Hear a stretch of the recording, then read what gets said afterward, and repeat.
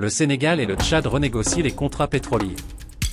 Après le Niger, le Tchad et le Sénégal s'apprêtent à renégocier leurs contrats miniers, pétroliers et gaziers avec leurs partenaires, en menaçant, en des termes à peine voilés, d'ouvrir des négociations avec les Chinois, Iraniens ou Turcs. Rappelons que le Tchad dépend fortement du secteur pétrolier qui représente 20% du PIB national, 87% des exportations et 43% des recettes publiques en 2020, et bien plus aujourd'hui en 2024. Les réserves de brut du Tchad autour des champs de Doba sont de l'ordre d'1 milliard de barils recouvrables comme le Sénégal en offshore. C'était un consortium américain ExxonMobil et Chevron qui a initialement signé les accords avec l'État tchadien il y a 30 ans. Des accords que plusieurs experts africains et occidentaux jugent défavorables au peuple tchadien. Au Tchad, la Banque mondiale a assuré l'assistance technique et participé aux côtés des autorités tchadiennes aux négociations afin d'aider le pays à mieux gérer sa rente pétrolière. Les Tchadiens ne voient pas cet interventionnisme d'un bon œil. D'autant plus quand la Banque mondiale assure via ses filiales la mise en œuvre de l'oléoduc pour acheminer le pétrole vers le Cameroun. Les investissements et la mise en production du brut tchadien sont les plus lourds, les plus coûteux et les plus longs de l'histoire du pétrole en Afrique alors que 3,5 milliards de dollars étaient prévus au départ par le consortium.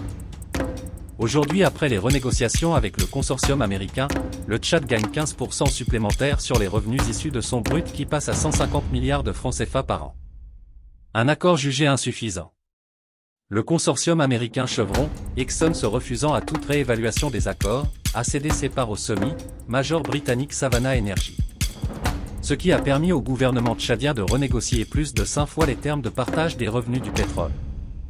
Le Niger et le Tchad montrent bien que la renégociation du partage des revenus des hydrocarbures en des termes plus favorables à leur peuple est possible. Les sociétés occidentales ont compris que le temps des spoliations et des accords au rabais et au détriment des intérêts des pays africains est désormais révolu. D'autres partenaires, plus impartiaux et plus justes, sont déjà bien installés en Afrique. La Chine, l'Iran, la Russie ou la Turquie n'attendent que la fin des accords et le départ des entreprises occidentales pour renégocier tous les contrats. Au Sénégal, les autorités nouvellement élues s'engagent à renégocier dans de meilleures conditions et immédiatement tous les accords miniers, gaziers et pétroliers dont certains étaient conclus depuis les années 60. Le président Faye a sifflé la fin de la récréation pour les anciens partenaires qui se sont littéralement gavés sur le dos du peuple sénégalais. Pour le président Faye et le Premier ministre Sonko ont fait de la renégociation des contrats et accords la pierre angulaire de leur politique économique en faveur du peuple sénégalais.